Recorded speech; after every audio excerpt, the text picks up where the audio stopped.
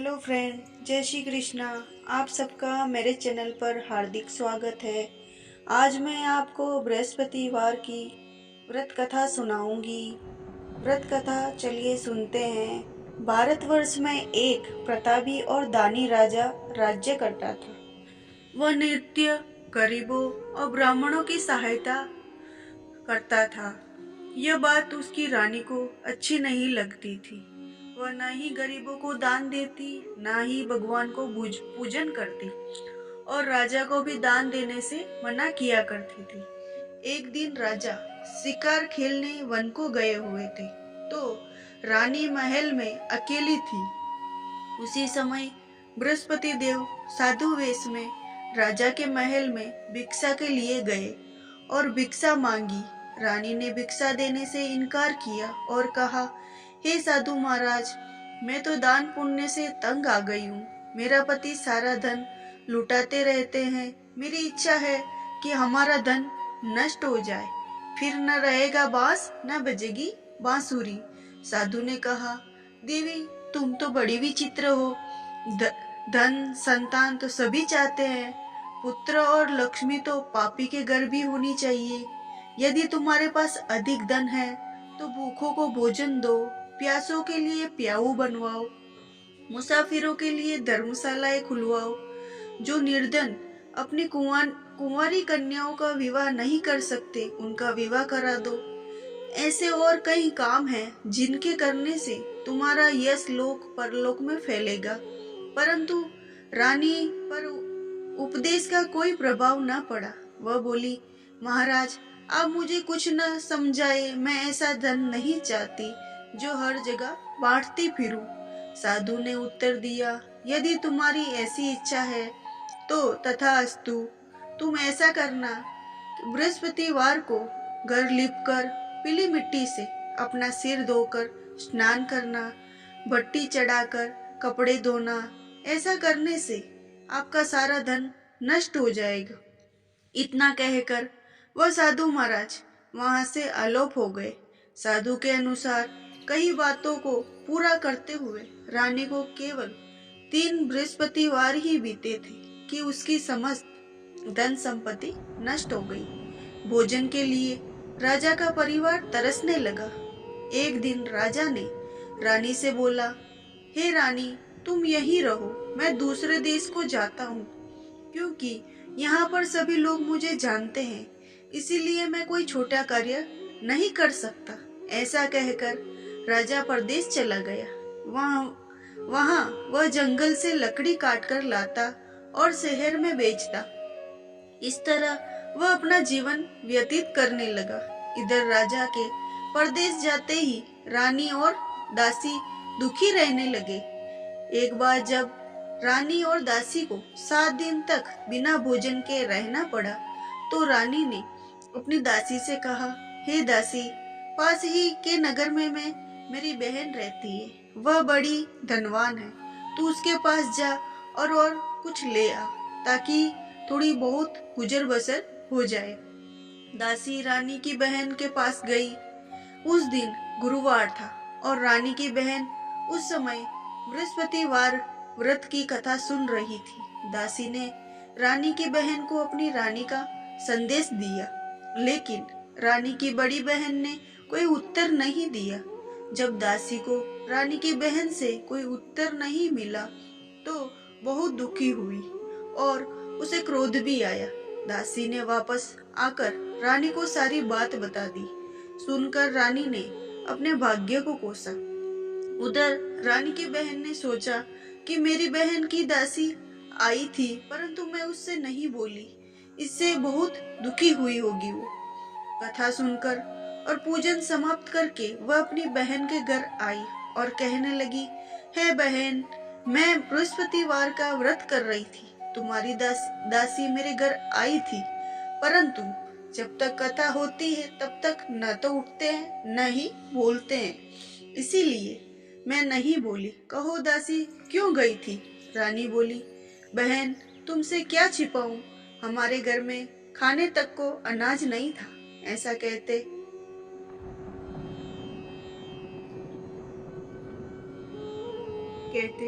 रानी की आंखें भर आईं। उसने दासी समेत पिछले 7 दिनों से भूखे रहने की तक की बात अपनी बहन को विस्तार पूर्वक सुना दी। रानी की बहन बोली, देखो बहन, भगवान बृहस्पति देव सबकी मनोकामना पूर्ण करते।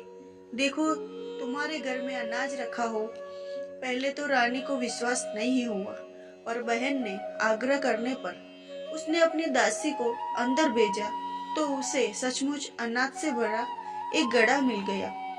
यह देखकर दासी बड़ी हैरानी हुई। दासी रानी से कहने लगी, हे रानी, जब हमको भोजन नहीं मिलता तो हम व्रत ही तो करते हैं, इसीलिए क्यों ना इनसे व्रत और कथा की विधि पूछ ली जाए ताकि हम भी व्रत कर सके। तब रानी ने अपनी बहन से बृहस्पति व्रत के बारे में पूछा। उसकी बहन ने बताया, बृहस्पतिवार के व्रत में चने की दाल और मुनक्का से विष्णु भगवान का केले की जड़ में पूजन करें तथा दीपक जलाए, व्रत कथा सुने और पीला भोजन ही खाए। इससे बृहस्पति देव प्रसन्न होते हैं। व्रत और पूजन विधि बताकर रानी की बहन अपने घर लौट गई। 7 दिन के बाद जब गुरुवार आया तब रानी और दासी ने व्रत रखा। गुड़साल में जाकर चना और गुड़ लेकर आई। फिर उसे केले की जड़ तथा विष्णु भगवान का पूजन किया। अब पीला भोजन कहाँ से आए, इस बात को लेकर दोनों बहुत दुखी थे, क्योंकि उन्होंने व्रत रखा था।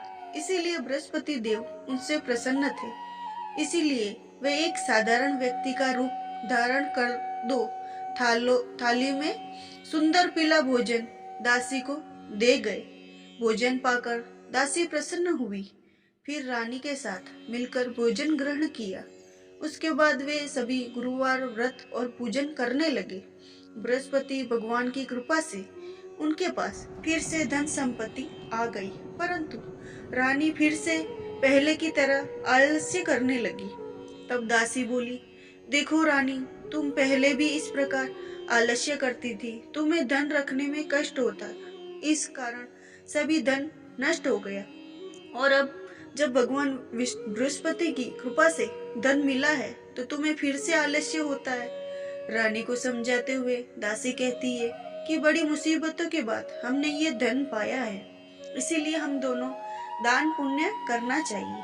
भूखे मनुष्य को भोजन कराना चाहिए और धन को शुभ कार्य में खर्च करना चाहिए, जिससे तुम्हारे कुल का यश बढ़ेगा, स्वर्ग की प्राप्ति होगी और पितृ प्रसन्न होंगे।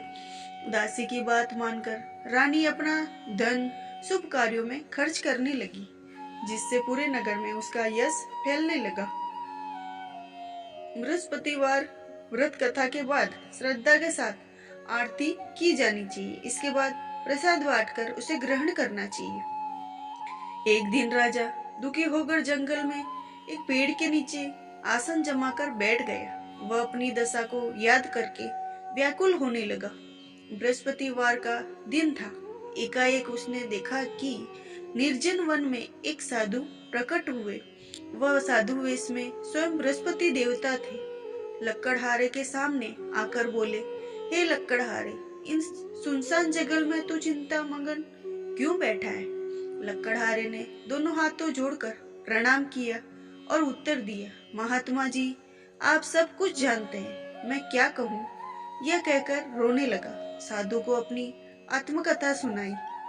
महात्मा जी ने कहा, तुम्हारी स्त्री ने बृहस्पति के दिन बृहस्पति भगवान को निरादर किया है, जिसके कारण रुष्ट होकर उन्होंने तुम्हारी यह दशा कर दी। अब तुम चिंता को दूर करके मेरे कहने पर चलो तो तुम्हारे सब कष्ट दूर हो जाएंगे और भगवान पहले से भी अधिक संपत्ति देंगे। तुम बृहस्पति के दिन कथा किया करो। 2 पैसे के चने मुनक्का लाकर उसका प्रसाद बनाओ और शुद्ध जल से लोटे में शक्कर मिलाकर अमृत तैयार करो। कथा के पश्चात अपने सारे परिवार और सुनने वाले प्रेमियों में अमृत व प्रसाद बांटकर आप भी ग्रहण करो। ऐसा करने से भगवान तुम्हारी सब मनोकामना पूरी करेंगे।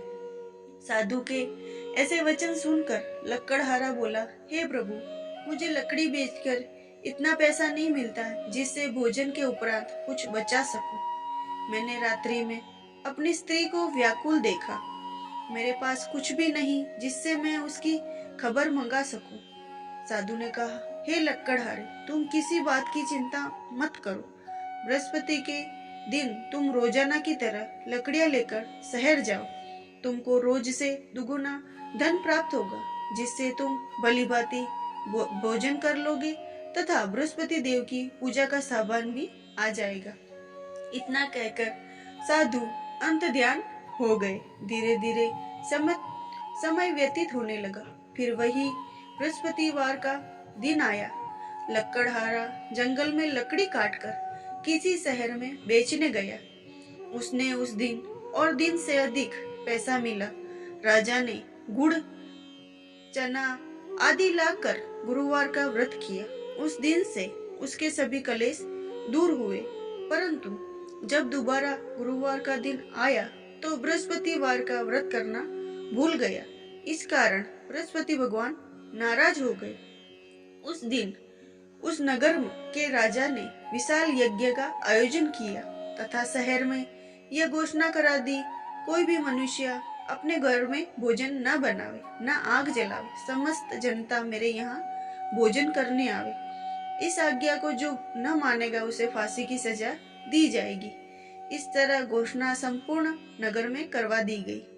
राजा की आज्ञा अनुसार शहर के सभी लोग भोजन करने गए, लेकिन लक्कड़हारा कुछ देर से पहुंचा है, इसीलिए राजा उसको अपने साथ घर ले आए और ले जाकर भोजन करा रहे थे। तो रानी की दृष्टि उस खूंटी पर पड़ी जिस पर उसका हार लटका हुआ था। वहां पर दिखाई नहीं दिया। रानी ने निश्चय किया कि मेरा हार इस मनुष्य ने चुरा लिया है। उसी समय सिपाहियों को बुलाकर उसको कारागार में डलवा दिया। जब लक्कड़हारा कारागार में पड़ गया तो बहुत दुखी होकर विचार करने लगा कि न जाने कौन से पूर्व जन्म के कर्म से मुझे यह दुख प्राप्त हुआ है, और उसी साधु को याद करने लगा कि जंगल में मिला था। उसी समय तत्काल बृहस्पति देव साधु के रूप में प्रकट हुए। उसकी दशा को देखकर कहने लगे, अरे मूर्ख, तूने बृहस्पति देव की कथा नहीं करी, इस कारण तुझे यह दुख प्राप्त हुआ है। अब तू चिंता मत कर। बृहस्पतिवार के दिन कारागार के दरवाजे पर 4 पैसे पड़े मिलेंगे। उनसे तू बृहस्पति देव की पूजा करना, तेरे सभी कष्ट दूर हो जाएंगे। बृहस्पति के दिन उसे 4 पैसे मिले। लक्कड़हारे ने कथा कही।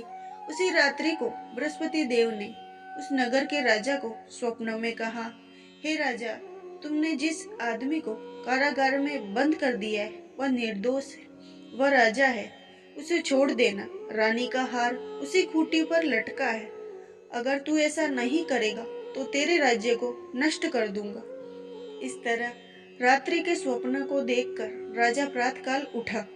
खूंटी पर हार देखकर लक्कड़हारे को बुलाकर क्षमा मांगी तथा लक्कड़हारे को योग्य सुंदर वस्त्र आभूषण देकर विदा कर दिया। बृहस्पति देव की आज्ञा अनुसार लक्कड़हारा अपने नगर को चल दिया।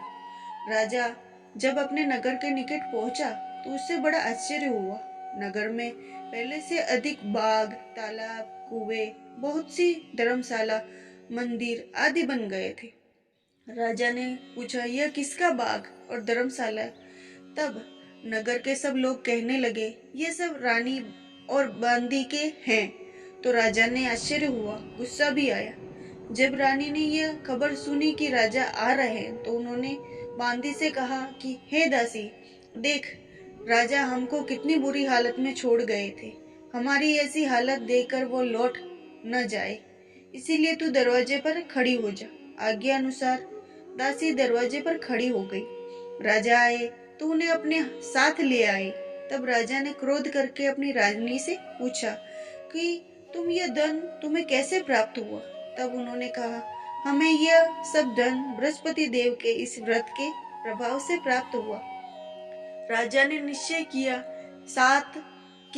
7 रोज बाद तो सभी बृहस्पति देव का पूजन करते हैं, परंतु मैं 3 बार कहानी तथा रोज व्रत किया करूंगा। अब हर समय राजा ने दुपट्टे में चने की दाल बंधी रहती, दिन में 3 बार कहानी कहता। एक रोज राजा ने विचार किया कि चलो अपनी बहन के यहाँ हो आवे। इस तरह निश्चय कर राजा घोड़े पर सवार हो अपनी बहन के यहाँ को चलने लगा। मार्ग में उसने देखा कि एक आदमी एक मुर्दे को लिए जा रहे हैं।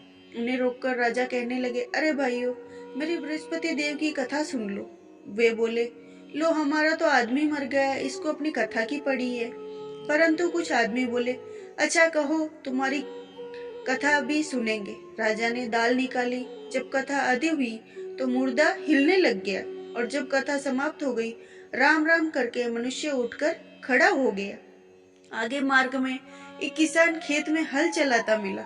राजा ने उसे बोले, अरे भैया, तुम मेरी बृहस्पति की कथा सुन लो।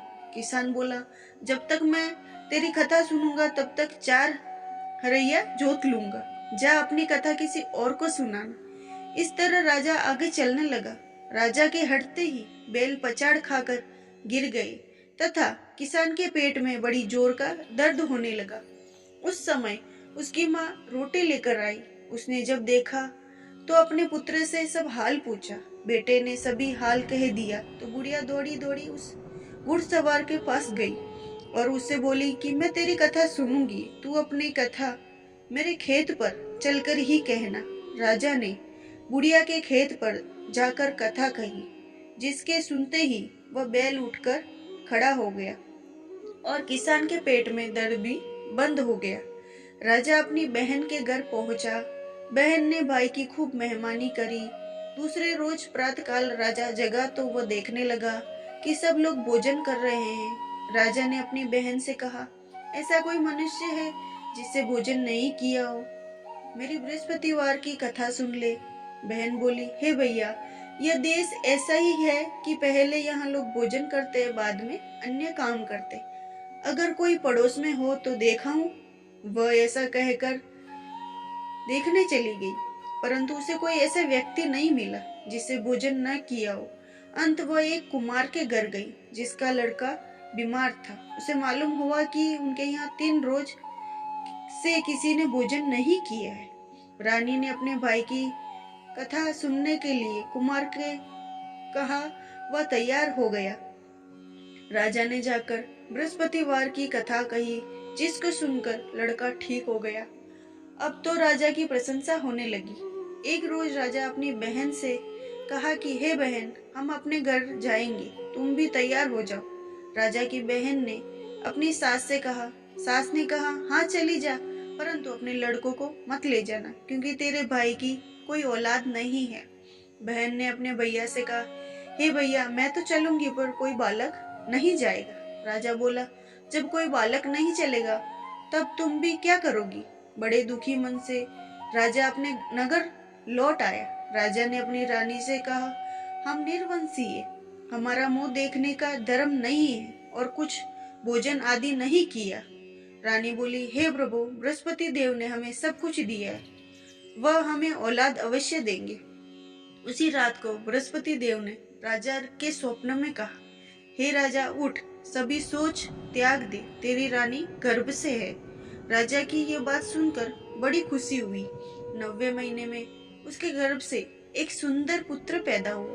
तब राजा बोला, हे रानी, स्त्री बिना भोजन के रह सकती है, पर बिना कहे नहीं रह सकती। जब मेरी बहन आवे तो तुम उसे कहना मत। रानी ने सुनकर हाँ कर दिया। जब राजा की बहन यह शुभ समाचार सुना तो वह बहुत खुश हुई तथा बधाई लेकर अपने भाई के यहाँ आई। तभी रानी ने कहा, घोड़ा चढ़कर तो नहीं आई, गधा चढ़ी आई। राजा की बहन बोली, भाभी, मैं इस प्रकार का न कहती तो तुम्हें औलाद कैसे मिलती? बृहस्पति देव ऐसे ही है, जैसे जिसके मन में कामनाएं सभी को पूर्ण करते हैं। जो सद भावना पूर्वक बृहस्पतिवार का व्रत करता है और कथा पढ़ता है अथवा सुनता है, दूसरों को सुनाता है, बृहस्पति देव उसकी सभी मनोकामना पूर्ण करते हैं। भगवान बृहस्पति देव उसकी सदा रक्षा करते हैं। संसार में जो मनुष्य सद्भावना से भगवान जी का पूजन व्रत सच्चे हृदय से करते हैं, उनकी सभी मनोकामनाएं पूर्ण होती है। जैसे सच्ची भावना से रानी और राजा ने कथा का गुणगान किया, उनकी सभी इच्छाएं बृहस्पति देव ने पूर्ण की। इसीलिए पूर्ण कथा सुनने के बाद प्रसाद लेकर जाना चाहिए। हृदय से उसका मन करते हुए जयकारा बोलने चाहिए। बोलो बृहस्पति देव की जय, भगवान विष्णु की जय। ये कथा यहीं खत्म हुई। और अगर आपको मेरी कथा अच्छी लगी हो तो मेरे चैनल पर यूं ही बने रहना।